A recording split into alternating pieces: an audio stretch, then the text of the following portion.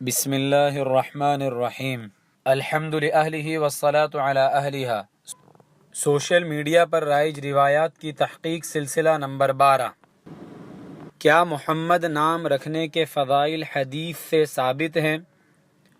محترم سامعین، ایک روایت حضرت ابو امامہ باہلی رضی اللہ تعالیٰ عنہ کی مشہور ہے کہ وہ رسول اللہ صلی اللہ علیہ وسلم سے نقل کرتے ہیں کہ جس نے اپنے بچے کا نام تبرکاً محمد رکھا تو وہ اور اس کا بچہ دونوں جنتی ہوں گے۔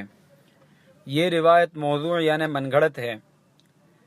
حافظ ذہبی رحمۃ اللہ علیہ کہتے ہیں کہ اس حدیث کو گھڑنے کا الزام حامد بن حماد عسکری کے سر ہے۔ تلخیص کتاب الموضوعات صفحہ 35۔ علامہ ابن الجوزی، حافظ ذہبی، حافظ ابن القیم، علامہ حلبی، امام زرقانی، علامہ ابی اور امام ابن تیمیہ رحمہم اللہ جیسے ائمہ حدیث محمد نام کی فضیلت کے متعلق کسی روایت کو معتبر قرار نہیں دیتے۔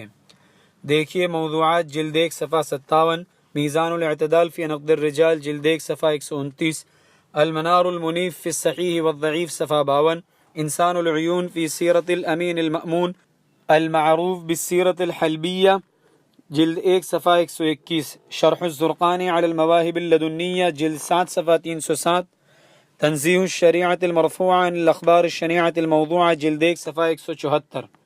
ایک روایت یہ بھی مشہور کی جاتی ہے کہ جس گھر کے اندر محمد نامی کوئی شخص ہوتا ہے اس گھر کی حفاظت فرشتے کرتے ہیں۔ یہ روایت بھی من گھڑت ہے۔ محترم حضرات، یاد رکھیں کہ اس کلپ کا مقصد ہرگز یہ نہیں کہ آپ محمد نام نہ رکھیں، بلکہ مقصود صرف یہ ہے کہ محمد نام رکھنے پر جو من گھڑت فضائل بیان کیے جاتے ہیں وہ حدیث سے ثابت نہیں ہیں۔ صحیح حدیث میں ہم کو یہ بات ملتی ہے کہ آپ صلی اللہ علیہ وسلم نے ارشاد فرمایا کہ میرے نام پر نام رکھو، لہذا محمد نام رکھنے میں کوئی برائی نہیں ہے۔